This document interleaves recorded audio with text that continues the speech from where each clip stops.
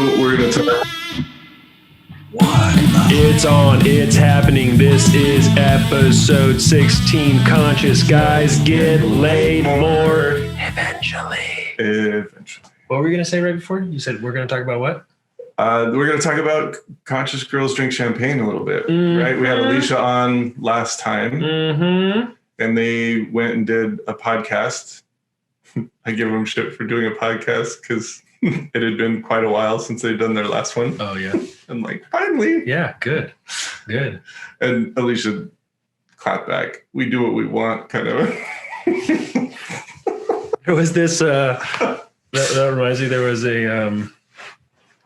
Alicia Keys. Mm-hmm. She was being interviewed for something about, or she was posting stuff and talking about that she doesn't want to wear makeup anymore. She doesn't want to hide her face, who she is. She wants to be beautiful and represent herself for what God gave her, right? Nice. And then it was X amount of time later, and what's the Maroon 5 guy's name? Oh, Levine. Adam Levine. Yeah. They were together on something. I don't know if it was the contest show or something. And he said, "Hey, I thought you said you weren't going to wear makeup," because she had makeup on. And she turned to him and said, "I do whatever the fuck I want." That's awesome. Which is funny because that's actually what her message was from before. And the message was just said, right now, this is what I do. But in general, I do whatever the fuck I want. Like, yeah, girl. That's awesome. That's awesome. That's funny. So, yeah, well, they can do whatever they want, but we're going to quickly pass up their popularity and their episode number count because we're at 16. They're like at 40s or 50s or something like that. But they've been doing it for like 5 years. Watch out, girls. Be coming at you. So yeah, that was fun to have Alicia on. It was. We need to have Cassie on. Yeah, get her opinion. I think we should get both of them on at the same time and see how chaotic it becomes. I'm ready. Yeah, I'm ready. All right. Maybe we should send them to Toastmasters first, and maybe they could drop some of the likes. What does that mean? It's a filler word. Drop when they say like. Yeah. When we were those of you, well, right before the podcast, we turned this recording on. We're listening to their last episode where Alicia talked about being on our episode, and we were trying to find a certain part of the episode so we could listen to it and maybe even let you all listen. Because we would turn it on and play it for you, and then we'd comment on it. And they just said the word like too many times. So it was hard to listen and it would take too much time. So I'm giving them all kinds of shit right now, really softly shit, but it a lot of shit right now. You should totally listen to their podcast though. Their podcasts are amazing. They do really some really in-depth work and celebrate all kinds of things. It's amazing. And I don't know how Alicia does it, but she always brings up The Bachelor or The Bachelorette, and it makes perfect sense in her mind and for everyone else listening. It does. It's brilliant. It does. I've never seen an episode of that show, but she watches that religiously. Yeah. I don't need to see it because she just gives all the main points in the podcast, and it's brilliant. So. Brilliant. Anyway, but what we did learn, Cassie let us in on, was that guys would get laid way more if we engaged with them and asked them questions like we did with Alicia in our last episode about what that's like for her. What's it like for her to be afraid to walk to her car at night? What's it like for her? And what is it that a guy could do to help her not feel so afraid of that? Yeah. Yeah, the insight that I had that I took away was how, at least for Alicia, and she didn't want to represent all of the female gender, but still as a representative of that kind of thought is on her mind constantly and all the time. Do I go into this guy's office at my work if it's just a guy and it's on a floor that nobody's on, or in a different place that nobody is? Is that okay? Do I feel comfortable? And just the fact that she's thinking about it is influencing then the way that she's acting. Whereas if I'm called into a guy's office or a girl's office, I'm not thinking about that. I'm thinking about what's the conversation I'm going to have, how I'm going to sell them, what's the the facilitation that I'm going to lead them to, what's the value that I want to have in this conversation. I'm just thinking about me or where I want to go. And then that has an influence, obviously, about how I show up. So the idea was she has, and maybe they, meaning all females, have just another thing to contend with that fills up mental space. Takes up energy, right? And it influences reactions and feelings. Yeah. And some positive, but a lot could be seen as hurdles or weights, anchors to then be fully present to create what they want. And back to what you were saying, which was Cassie's debrief with you and I, when after that she had the podcast, was if guys got curious about it, and asked questions and wanted to seek to understand and live in the shoes of that female's perspective, Cassie was saying we'd get laid more. I think she was saying you, as her husband, would probably get laid more if you paid more attention to her. Yeah, it's fair. And I took notes. So that begs the question. Why don't we pay more attention, and why aren't we asking questions and getting curious about what it is they're doing and what things are like for them? It is really interesting, because there are times when she calls me every time she's leaving a lunch date or dinner date or yoga session or girlfriends hangout or something. She calls me on the way home, and it could be she's 4 blocks away and the car ride is 5 minutes. She'll call me and talk for those 5 minutes. It could be that she left a workshop in South San Francisco and is driving up to Nevada to go see her dad. And so she's got an hour drive, and she'll call me for that time. And she fills up that time. She debriefs. She likes to debrief after every single thing. And there's sometimes when I am curious and I'm interested and I want to know and I am genuinely asking questions. Yeah. And there's other times when I sound like probably the stereotypical like movie psychologist, like when the patient's laying on the couch and they're saying, So Mark a little bit. Yeah, Mark does that. Mark does it. Remember when it used to be in the office? That's what you'd hear from Mark's phone calls. Wow. Yeah. Love you, Mark, if you're listening. You're a great trainer. I would do that, and I would be in the backyard picking weeds or cleaning the kitchen or walking around the park with Winston or just engaged in some other activity. And what I find interesting is that it actually has little to do with her. Your interest has little to do with her. Yeah. It's more like, am I wanting to be on this phone call?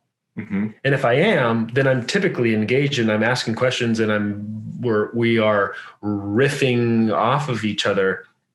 And if I'm not wanting to be on the phone call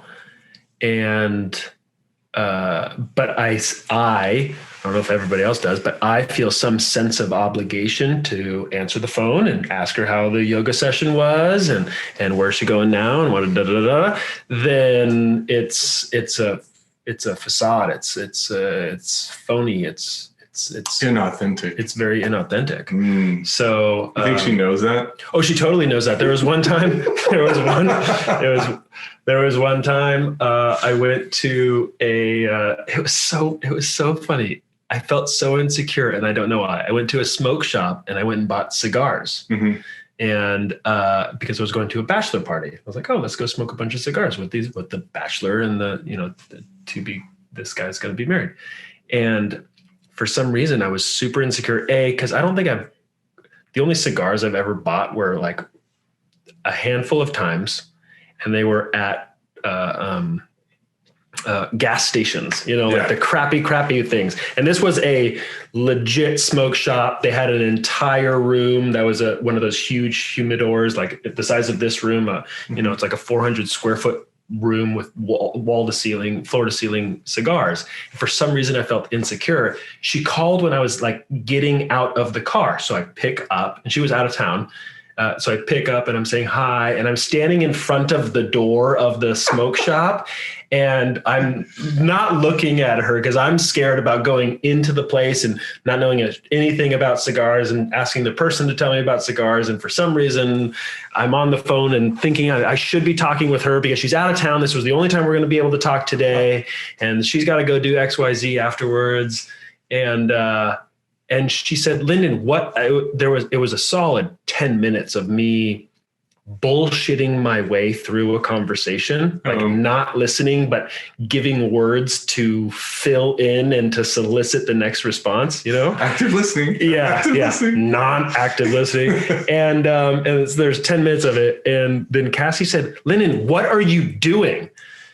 And it snapped me out of it. And I'm like, I'm going into the smoke shop to go get cigars for the bachelor party, and I'm not fully paying attention. She's like, well, then get off the fucking phone. I was like, oh. That's an option? Okay, I'll call you later. Yeah. And then she hung up, and then I hung up, and then I went and did my thing. Yeah, it just doesn't occur to me that hey, go serve myself, because if I serve myself, then I will serve her better in some way. If I think that I have to serve her, which is against what I'm wanting or thinking would be best for me to do in that moment, then I'm not there. And she feels it. I feel it. I don't give a shit about what she's talking about, but I'm giving lip service to pretending that I do. So we had a great conversation there afterwards of me owning I wasn't present, and then B telling her that I'm committing to telling you, if I'm available for the conversation, I will have the conversation. If I pick up and you sense that I'm not available, ask me, Lyndon, are you available, or do you want to go do something else? Because we can talk. We can always talk later. So that's what she's going to bring into it. And I'm going to check to see, am I ready to have a conversation right now, or am I in go mode on something else? So that was that was like, when was that? That was earlier this year. Was it earlier this year? Oh yeah. Oh, wow. Yeah. How long have you been married? 7 years, almost 8 years. 8 years. 8 years at the end of this month. Take notes, people. Yeah. Any guys out there listening, learn early and quick. Yeah, that's funny. So why did I bring that conversation up? Because we're talking about we were talking about getting laid more, and Cassie gave us that advice. Just to listen, to pay attention, and so get curious. Yeah. So that's when I noticed that when I'm more clean, as you said, authentic, then she likes me more. And even when the clean and authentic is, I don't have time for you and I don't want to have a conversation with you. Not in a mean way, like fuck you, I don't want to have a conversation. Like, I'm doing something else and I really want to pay attention to this other thing I'm doing, and I'll be with you later. If I can have that, if I make that communication, she likes when I am firm and direct with where I am and what I'm looking for from her. Cause then I'm not saying this is for all women. I'm just saying with Cassie, and what we've come to learn is she then knows how to be, or how to mold into or mold out of that little dynamic. Because otherwise she's going to push her agenda and I'm pushing my agenda, but we're not actually talking about the agendas. And so we're literally butting heads, and unnecessarily doing that. As opposed to, I have time for you in 10 minutes. Like, oh, fantastic. Then I'm going to go off for 9.5 minutes and come back and be ready at the 10th minute. And then you're going to get all kinds of stuff that I want to talk about. And whenever we do that, we are good, or at least much better. We're much better. Yeah. Things flow. Things seem to be in a state of flow between us when that happens. Like we legitimately riff back and forth with one another and talk and chat and laugh and do whatnot. So that's been my feelings of when I'm curious and when I'm not curious, and when I engage in the relationship or in conversations with her, and when I don't engage in relationship or in conversations with her. Wow. Yeah. Trying to consider and think to my relationship with Karen and how something similar plays out, because I like the end result of getting laid more. Yeah. The idea of being straightforward and firm and upfront and honest about devoting time to us and what we want to do. And I'm kind of struggling to figure out where I can improve, because I'm pretty fucking awesome. I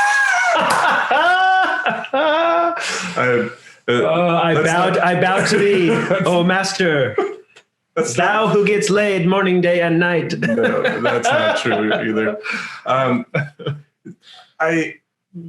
trying to think, and I'm struggling here because I want to be there with Karen, right? I think we're at our best when we're being playful and fun and enjoying each other's company, whether it's window shopping or not actual shopping. I actually hate shopping. But I like the window shopping. Window shopping is fun. Like, we'll go into TJ Maxx and make fun of some of the shit they've got on the shelves. It's just really hilarious. I can't stand those TJ Maxx's and what's all the other ones? Marshalls. Yeah.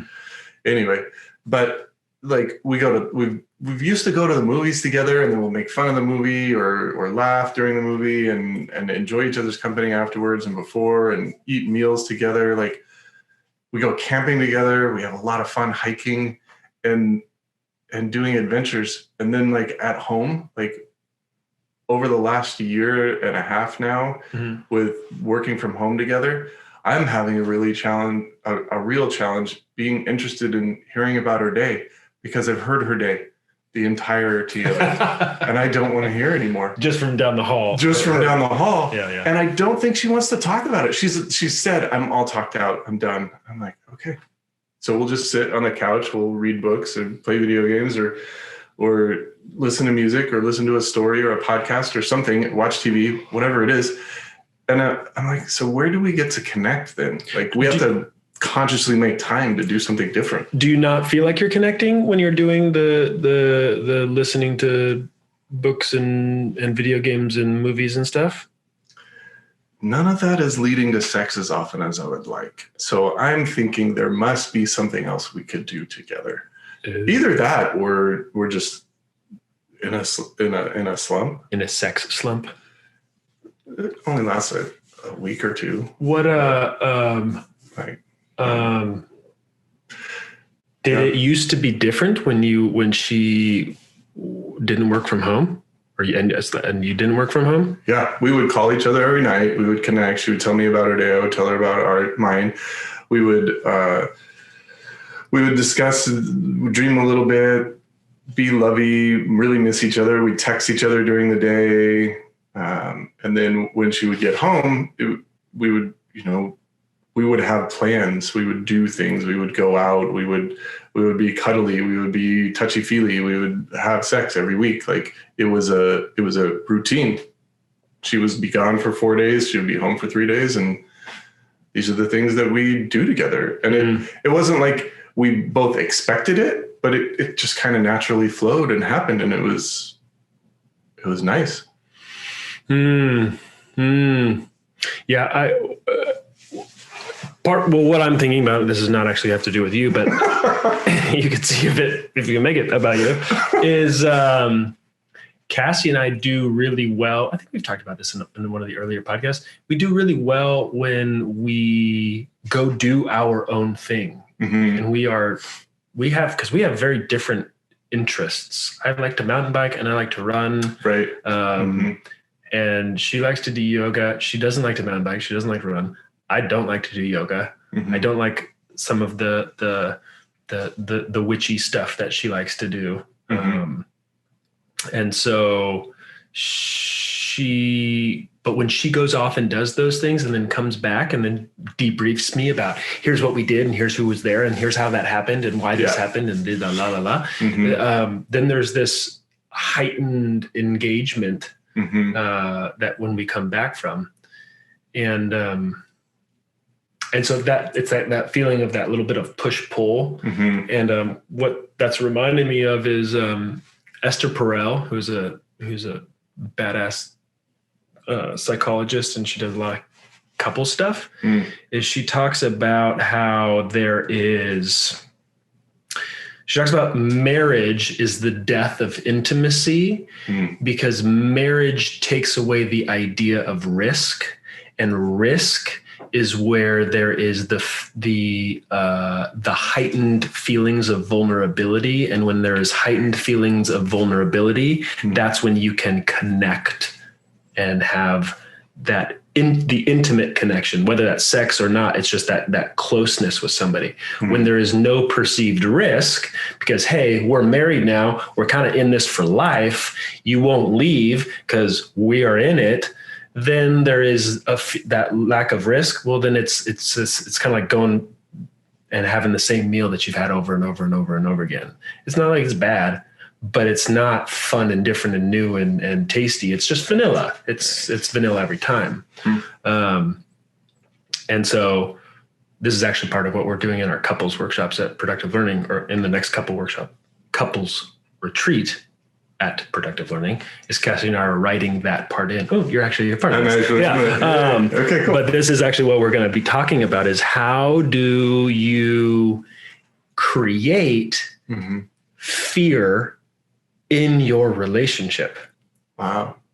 And then deal with your feelings of fear intentionally, which sounds so fucking counterintuitive.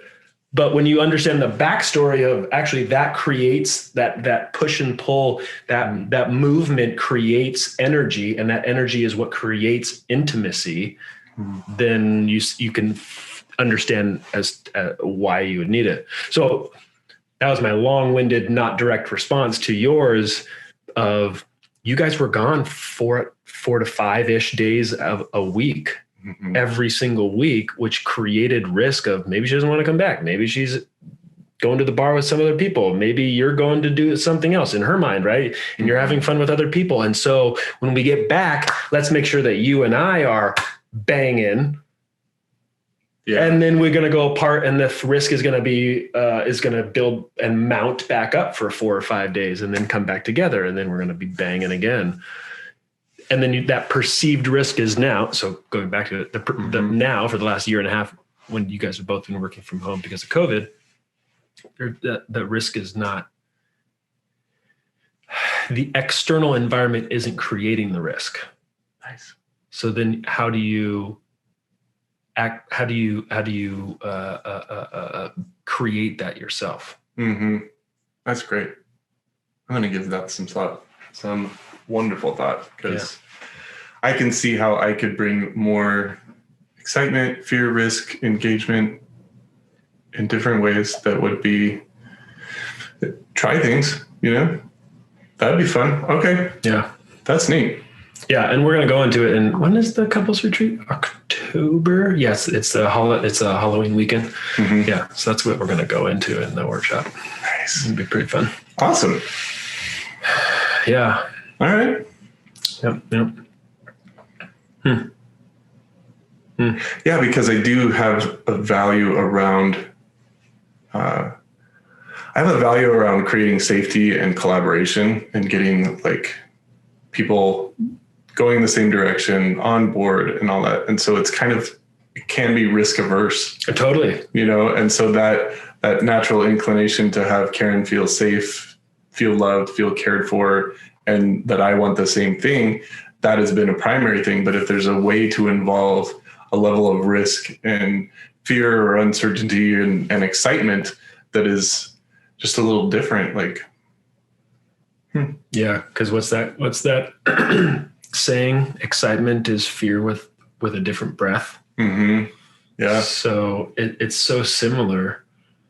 So if we can spark that fear and manipulate internally ourselves via our breath and or our perception of what that fear is to turn it into excitement. It's like, wow, okay, we're going to do this. Oh, wow, we're talking this way. Oh, we're going to practice this thing. Could get sexy.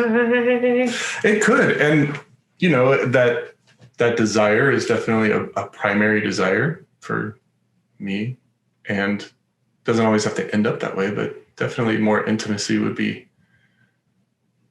really awesome. Cheers to that. Cheers to that. All right, cool. Yeah. Well, thank you, Cassie, and thank you, Alicia, then, for having us explore that or introducing that as a potential. Yeah. Love learning stuff about what else is possible. Yeah, and I appreciate it because that's that buying cigars thought hadn't occurred to me for however many months. And it's something that I think is really helpful for when I do show up and say, this is where I am and I'm not available for you right now. Mm-hmm. It turns her on. It does. It's like, oh, you're engaging me. Mm-hmm. Not some shell of Lyndon who is thinking about something else. You're engaging me. And she likes me when I'm engaged. It turns her on. She feels alive. Nice. Yeah. So. That's great. Yeah. And what's also interesting too, is I feel the same way with Grace. There are some times when I don't give a shit about what she's getting into, the little toy that she's kind of crawling around on the ground with. And it feels like I need to go do some emails. I need to get back into the office. I need to go do something else. I need to go get dinner ready, but I have to tend to her. And it's just like have to over here. Right. And so I'm watching her, but I'm not with her. Yeah. My mind is totally somewhere else. And then there's other times when I am belly on the ground with her and we are flipping over a little 2x2 puzzle piece and examining it with our fingers. Yeah. And I am enthralled with it. Think like saying out loud, wow, this is green on this side and brown on the other side. Wow, wonder what you do with it. Thinking that, who the hell knows, but thinking that's what she is thinking without words. You know, she doesn't have words yet, but totally in the present moment. In the present moment. Someone else. With all of you. Yeah. Yeah. Which tangential to that, we're trying to find a nanny. We're still on this nanny thing. I saw the post Cassie put up on Facebook. Do you know how long it took her to post that? Oh my gosh. Her and I have so much to talk about on our Conscious Couples Get podcast. Because that was a challenge to her that I did, I don't remember how many weeks ago. Yeah. And it took her up until today. So that was, she has a lot to learn. Oh, gosh. Sometimes I really, I'm glad she doesn't listen to this podcast. Yeah, she only can get through 2 minutes. I'm never going to let her live that down. Oh, that's so funny. It's so funny. Shit. Yeah, but she did post it, so which is very cool that she did. And what she is nervous about, the thing that holds her back from posting it, she doesn't want me to post it. So it's like she is holding the keys to the kingdom. I can't. I'm not allowed to. If you want to say it that way, and I don't mean that in a victim mentality of it. Is that she wants somebody that will be that engaged with Grace. She doesn't want somebody sitting on the couch going through Twitter and Grace is on the ground, and probably having a great time doing whatever, but she wants somebody that's going to be down on the ground and talking to her and moving with her and seeing the world at the eye level of Grace. Yeah. And she's nervous to find that person. I think she's nervous that she won't find that person. And so she's essentially not trying. Yeah. She's essentially fulfilling her prophecy of, see, we can't find somebody. Well, it's because we're not looking for anybody.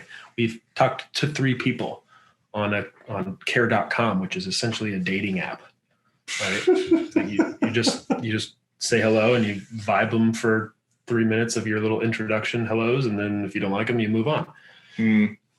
Wow. Which is not that bad if you know that that's what you're getting, that's what you're doing, right? It's just like real dating apps. If you understand dating apps, it's not that you're going to go find the love of your life on your first one or even on your 5th one. you're going to go through 25 or 40 dates. Yeah. And then you're going to find somebody that was, holy cow, we are connected. Because that's how, because it's, how are you supposed to know if you like a book by just looking at the cover and reading the back, the back inside leaflet? You actually have to read the book. You've got to read the book, which is the same thing as going on the date. Or listen to the entire podcast. Yeah. Gotcha, Cassie. Yeah, I think you're exactly right. So, well, I'm proud of her because obviously it was something to overcome in her world. Yep. She does it often and well. Overcome things. Yeah. She's one of the things that I am most endeared about with her, from her. How do you say that? Endeared? One of the things that's most endearing about her. How about that? Yeah. Is her. That sounds like English. I'm on the right track. Is her willingness to do things that are uncomfortable to her and do it in a way where she will learn from and grow. Yeah. I think because my value, I have a big value around courage, and it's doing those things that I think would be good for me or I know that's how I want to show up, but then I'm nervous too for XYZ reasons, typically embarrassment of some kind. And she exhibits that too in some capacity, but then she has a willingness to go and figure it out and to learn and to dive into some subject. And so it's very inspiring to me to watch her push through stuff. Yeah, I think that's a pretty good segue too, because remembering what my therapist had told me one time was that I had enough of an inclination to believe that there was something better for me outside of my current environment. It was just bad enough in my current environment for me to seek or believe or know that there was something better out there for me that I could either create or participate in or engage in some way. And to have that, I think is I want to say that it's an innate and natural thing, but so many people, I don't think, exhibit that quality of pushing through obstacles and moving through painful situations and moving out of a comfort zone. Yeah. I think a lot of people get stuck, and through no fault of their own, through depression, through any kind of trauma or whatever is going on or has gone on in their life that can derail from being the creator of their own life experience. Yeah. Yeah. It's sad to me, the amount of people that feel victim to the outside world. And when I look at them, I think you have created the villains yourself. They're fabricated.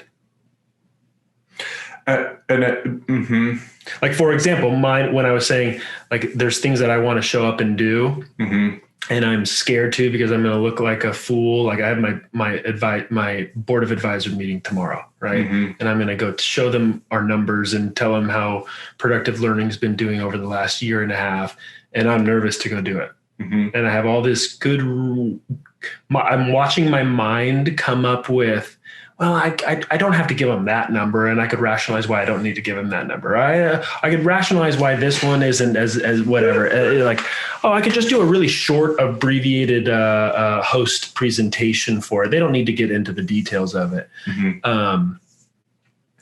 because I'm scared that they're going to look at me and think you're a fool, you're an idiot, you don't know what you're doing, which is my biggest fear, right? That people look at me and disdain me for that, and they're not. They won't. They care about me. They've shown over and over again that they care about me. They care about my business. They want me to succeed. They want my business to succeed. And so I create these villains that are not real. They're fabricated villains.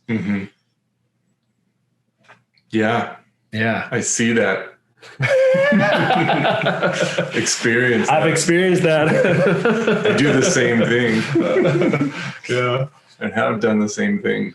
Yeah. it becomes challenging, even more challenging when there's literally something that's happened in someone's life. There's a literal trauma that has created a resistance and a protective coping mechanisms that then demonize or villainize things in the world, and many people, myself included, get to relive that experience over and over and over again, and carry that forth until we're able to address it. Mm-hmm. You know, I don't know how many years I spent dealing with recognizing that I had a trauma and then bringing it to light and addressing it and figuring out how that it's showing up in my life and who else I could become after I've moved through that and recognized that I don't have to repeat the same pattern over and over again. Yeah. And do you, now that you've done a good amount of work on it, how do you look back on yourself from the time that trauma to when you've come to whatever terms that you've come to, and how a lot of that has been self-induced? How do you look back at yourself in regards to that? Like, do you look back and think, I was able to do something and I didn't, or no, I wasn't able to do anything, but I wish that I would have, or I was doing the best that I could? Like, how do you look at it? Where I am now, I look back on it as I did the best I could with what I had at any of the given moments. Right. Any of the victimizing feelings, any of the projection of reliving that scenario over with different people. Like, I don't recognize from where I sit now, looking back, that I had a great deal of awareness in those moments. I may have had awareness of it later. I could look back on situations and be like, oh yeah, that's how that played out. And I have a certain care and compassion for who I was and how I related to things now. And I feel I have a much better awareness of myself and who I am and what I'm creating in my life to now see things differently, experience them differently, and not have to be so conscious and actively looking to overcome or work through that stuff anymore. So, like, for instance, like, I want to think of a really good example, but I'm not sure. Maybe I'll just let you ask some more questions to gain some clarity here. Well, go ahead. Because I'm not. Oh, you don't have an example? I'm not. Mm-mm. Well, because I'm curious, when you were going after whatever that event was, are you, and the scenarios would come back up in your mind before you did a bunch of work on it. How did you look at yourself then? Oh, okay. Yeah, I see. I'm trying to get a contrast of when you're in the midst of the game, you're looking at yourself in the game in one way. And then when you're post-mortem, you're looking back on it and said, oh, okay, now I look at myself this way about it. And so what I got was, now, after doing at least 8 or 9 years of work with productive learning and whatever other, and you have a counselor or therapist and whatnot, you look back on it and realize, I'm doing the best that I did the best that I could. And that was good. Sure. And I was unconscious on a lot of it and created a bunch of drama that I didn't need to, as I look back. Now in the moment before the work on yourself, what did you see? How did you relate to that recreation of the feeling of victimization or trauma? Well, it's fascinating because it's tied into other ways that I've seen myself and whatever messages I've picked up, right? So in Beyond Reasons at Productive Learning, you get a chance to look at yourself and understand some of the what is it called, the unconscious assumption that each individual has. It's a little unique from each other person. Mine's being unworthy, right? And so, and being in addition to that, I've had a general sense of myself as being wrong or bad. Okay. Most of my life. Okay. And so that general just ground of being that I've experienced, didn't really recognize it until taking the class. But that coupled with this trauma that I went through at whatever it was, 9 or 10 years old, and then recognizing that I've used that scenario and the way I looked at myself after working through it as I should have known something and been able to do something different so that I wouldn't have been hurt. The risk to other people in my life wouldn't have been greater, and the entire situation could have been different because I could have done and should have known, and I should have been better. That's how I saw myself. Got it. And that's how I related to myself. And I just used that as evidence of being worthless and useless and wrong. Got it. And so working through all of that to a point where being wrong and bad and useless, that's not who I am innately. That's however long I carried that story with me. It's not true, hasn't been true. It was a way of me dealing with the environment that I was in and how I related to the world so that I could feel some sense of control or safety. Yeah. Got it. So if I to make sure that I'm on the same page, when you hadn't done the work on it, but you were still, the impact of that experience was still with you, you'd use that as evidence as to why, back to your unconscious assumption of you're not worthy and all the different iterations of that came up. Yeah. You've done the work on yourself now, or you're in process and will continue, I'm assuming, to do work on yourself and the integration of these experiences. And so now you look back on it and say, you did the best that you could. I did the best that I could through all those years, because that was the faculties that I had, and that was the resources that I had. And so the combination of those two, that was the experience of my life. I'm curious, where do you think that you will be in the next 10 or 20 years, as I'm assuming you're going to continue to do work on yourself because you seem to be a lifelong learner. So where do you think the next iteration is? Where do you think you take this now in 10 years from now? So you've now doubled the amount of time that you've done some really good due diligence on your psyche and your emotional state. Is there another transformation that happens? There could be. What's coming to mind is that one of the side effects of some of those unconscious assumptions of feeling that I've been wrong or bad or worthless or useless has made me kind of overcompensate and be in this mode of proving that I'm not wrong, that I'm not bad, that I can belong, that I don't need to be kicked out, that all this kind of stuff is true. And without that weight, I don't feel that weight any longer. And so the relationships that I have, the opportunities that I have, like we talked about 2 episodes ago, like I think I can reap the rewards of more opportunities and see more opportunities in front of me.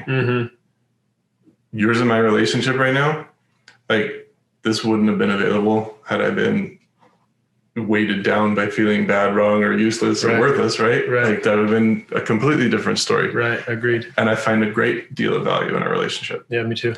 And so going ahead 10 and 20 years, what that would mean is like we're married. That's a potential. I mean, Karen maybe we would have more sex, but Karen and Cassie would be a little upset, but hey, if we're happy. If we're happy, what does it matter? But seriously, like I at some point I probably would have attempted to view the future, but I think that I have an inclination to be of service. I have an inclination to lead, and I have an inclination to support the growth of others. And if I can do that without the weight of feeling like I have to prove myself, then I think my ability to show up authentically with other people is going to be just exponential. and what kind of impact can I have then? Yeah, very interesting. Do you think that how much do you believe, because I already have my own ideas about it, but how much do you believe that your gaining of a healthy perspective on your history has an influence on those people that you intend to support and help by your very nature of that's who you want to be as you go forward? Does it have a big impact on them, or is it, or not? I think it's actually that my history would have less of an impact on the world. So you're more of who you are, and the history actually shielded that from the world. Yeah. Wow, that's a cool idea. Yeah. That's how it feels. That's interesting because I feel. Do I feel? I can relate to that, but I have a different feeling with my experience of Bodhi, which is a very traumatic experience, right? I lost my son, passed away the day before he was due. I actually feel that experience has created a part of me or developed a part of me that was not there. I also agree with you that it opened up a part of me that was there that was not maybe accessed, but that experience actually has helped me in whatever facilitation of other people and connecting with other people, whether professionally, because I'm a facilitator and coach, or personally, just, like you and I relationship. Yeah. I see that it is both. I think there's the tangible effect of living through the experience, the growth and the expansion and the empowerment of dealing with the trauma, healing from the trauma, has created in me a way to deal. How do I want to say it? Rather than cope with what happened, which is what I've been doing for so long. There's a healing. There's a scar. There's the facts. There's the story. There's the truth of what was. All of that is still there, but my relationship to it, like, I don't need to share that. Like, before, how do I want to say it? Like, I would want somebody to help me carry that burden. It felt like a burden. Like, before you wanted that. Before I wanted that. That's what you wanted from before. And so that would affect the people in my life, because I would be looking for a way for the external world to tell me that I'm not bad, I'm not wrong, I'm okay, this burden is heavy, here, let me help. Like, yeah, I needed some of that to do the healing and move through it and engage and shift my relationship to it. That's a lot of fucking work. Yeah. And so who I am now is someone who can deal with that, who can recognize that. I can carry my own weight. And so my relationships don't need to bear it.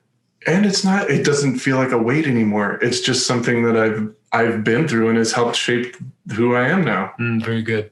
Very good. And it's also, I love this saying. I want to get really good at repeating it, but there's this little story. I think you or Mark or your dad, maybe even Cassie, has used it in a workshop even, but it's basically this guy is walking down the street and he falls in a deep hole.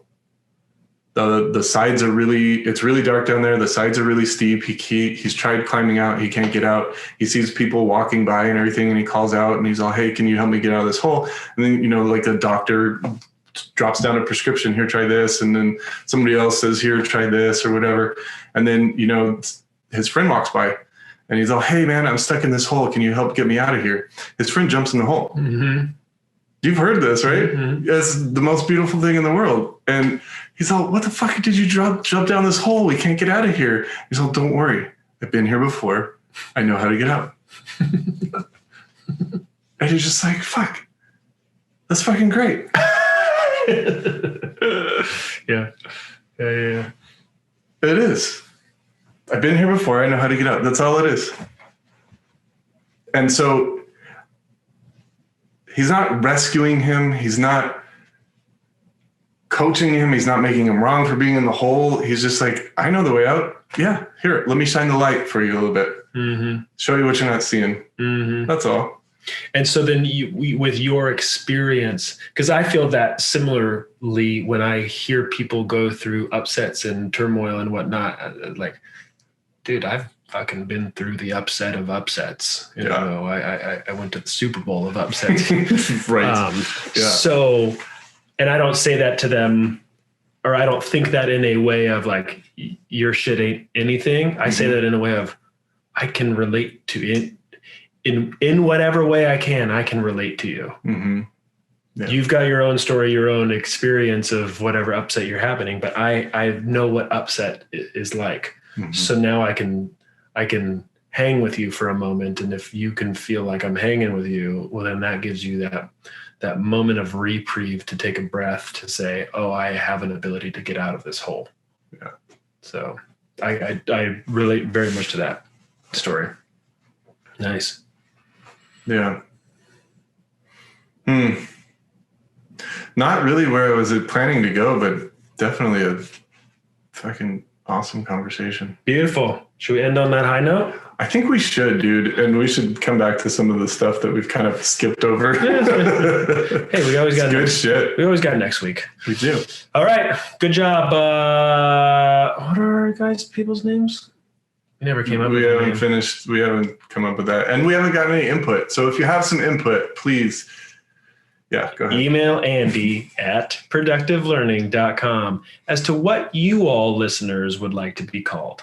That's right. You can participate too, Lyndon, since you seem to be one of the few who listen to all our podcasts. That's true. Yeah. Alicia and I will send in our votes. Absolutely. All right. All right. Bye, everybody. Later. Hope you get laid more. Hope you get laid more. Bye.